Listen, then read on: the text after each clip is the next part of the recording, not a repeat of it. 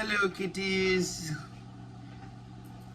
It's your favorite Mrs. Doubtfire, aka Midnight Sun's Tarot. Hello, cheerio. My British accent is, less than Oscar worthy. Hey.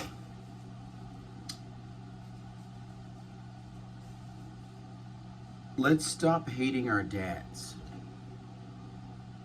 Meaning boomers, even Gen Xers. And what I mean by that is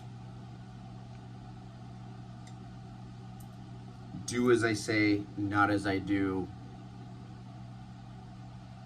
Perpetuating the toxic masculine archetype,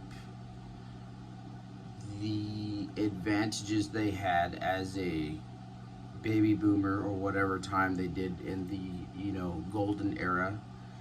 And this is a lot of things. This is class, this is race, this is age, this is sexual orientation,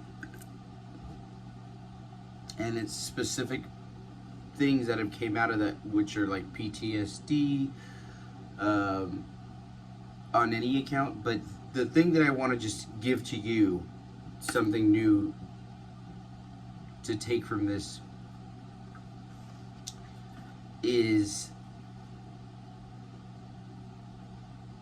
we never got a manual or a how to digest it, cope with it, figure out how to live with it, or just be in the same zeitgeist as that. And a lot of times we want to just like lash out, I know I do, at my dad or my brother or any of my especially straight family member counterparts. Not because they're straight, but because no, actually not even the straight part, just anybody, even they could even be gay too. It's just the lack of empathy, even sympathy. And that's where it starts. That's where it stems. The anger, the rage, the... it feels really good right now to speak my mind. And regardless if just one person hears it or it makes it through to one person, I'd rather just make it through to one person and it change their day or their outlook, or maybe makes them think about everything in a different way, and it helps them. Even just one person, that it helps more than the quality over quantity kind of thing. But anyways, okay, let's pull some cards. This is a very difficult subject because it's very sensitive, because we don't want to disrespect our forefathers or our actual fathers, but we also want to tell anybody that's got any gripe to say that life's too short and go fuck yourself. You know what I mean? And if we go too far in the rebellious path, then people won't even see what we're actually trying to say, because they're going to be like, oh, you're just angry. Andrew, you're angry, and you have anger issues. I'm like, no, I thought I was a little gay that was being picked on when I was growing up.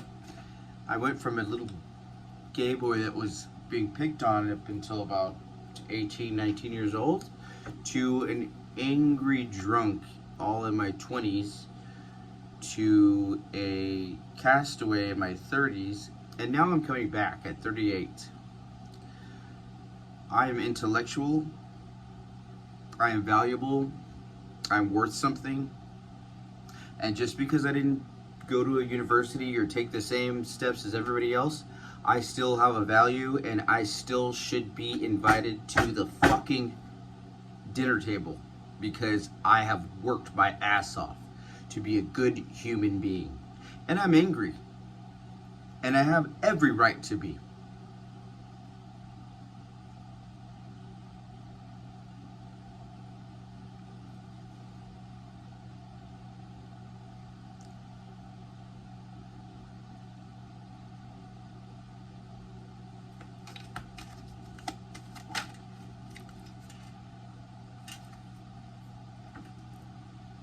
Poverty.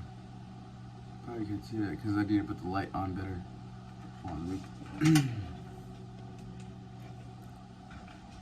Poverty.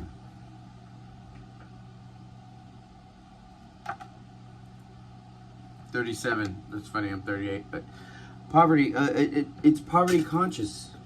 A lot of us, especially millennials, anybody that's born between 83, 84, and 94 or 95. I'm not saying it's just the millennials that have had a bad break. It's the black sheeps of the family. We need to see, are these actually black sheeps? Like, do they really? Because I've seen family members, I won't say, their names, but ones that don't give a fuck. And they're just like, they're doing their thing. I've always gave a fuck. Since I was a little kid, I was hypersensitive, super empath, very delicate, and didn't know how to cope with that. Mixed with the fact that my grandpa, my mom's side, and my dad, and a lot of other family members and my ancestors were alcoholics. Now I'm an alcoholic. I'm not blaming them for it. It's so fucking degrading to hear somebody say, oh, it's because you drink too much, just stop, or whatever. I'm like, well, why don't you go fuck yourself? Because you know what? I was called a little faggot. I was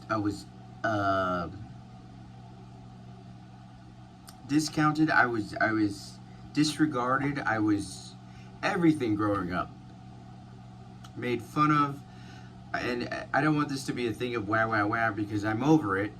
I just want you guys to know that if I go to a family reunion, if I go to Christmas or whatever, I just want to be heard, and I know everybody kind of goes through that as they grow up, but I don't think you know to the level and the extent that it's still being exploited today, not just for gays, but for me, or the black sheep of the family, per se. And I have an incense going, that's why there's smoke. But I've always been the weird one, or the odd one out, or the eccentric one, which I kind of appreciate now. I'd rather have it like that than any other way. I just want you guys to know exactly who I am and who I've always been, if you even care. And that I want to get to know you, family, and I want to co-create, and I want to build, and I want to dream. I want to have a voice. I don't want to be told that I'm the sissy that grew up into the angry drunk person. It's not about that. It's never been about that. And I know a lot of people who that's what all they aspire to be, is just their affliction. And I'm so much more, so much brighter than that. And I have so much aspirations, so much philanthropic work that I want to do, and ideas that I have that have just been bottled up inside me, and I need to get them out, because that's just who I am. Is I am a philanthropist. I mean, and I say that in the most humble way, where it's in my DNA to help people out through works of anthropology, sociology, um, seeing what makes people tick, psychology, and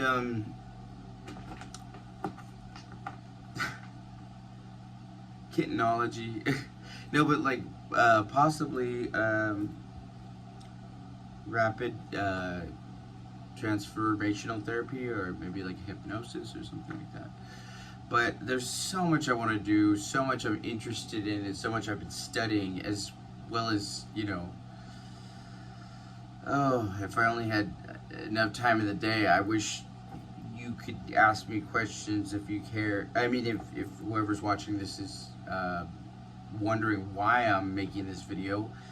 And I'm really sorry that it came off so angry at, the start, but it's just something that needed to be said, because I am done being told who I am, what I am, what I'm good for. I know what I'm good for, and I don't need a degree or a whatever to prove that, because I've lived it, and I haven't just been fucking around for the last quadrillion years. I've been studying people, their micro expressions and their cadences, and what makes them tick, and how they react to certain situations, and their inflections, and their dialects, and their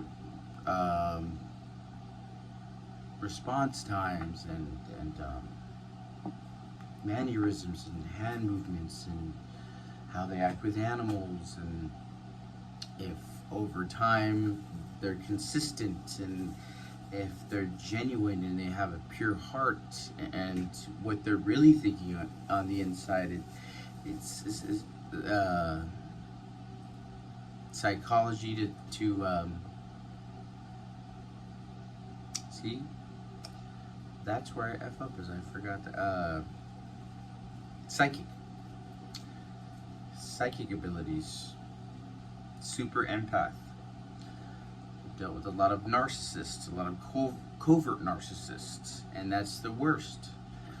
I have a feeling that a lot of my family members, especially, my mom and dad, and probably my grandpa, and a lot of other people. This is not a witch hunt, and this is not me going, oh, you guys made my life terrible. This is me saying, hey, I'm worth something, I want to start something, and I have something to offer. I just need the right opportunity, and I need somebody to listen, because I have at least 10 ideas for apps, businesses, even just reconnecting with a family member, family reunion, anything. I have so much to give. I have so much love. So don't let my frustration fool you for senseless aggravation. It's more of a frustration, because I was meant to be on this earth to give love, and I am putting my foot down and saying, let me be who I'm supposed to be. And I promise you, you will not regret it, because I make miracles every day.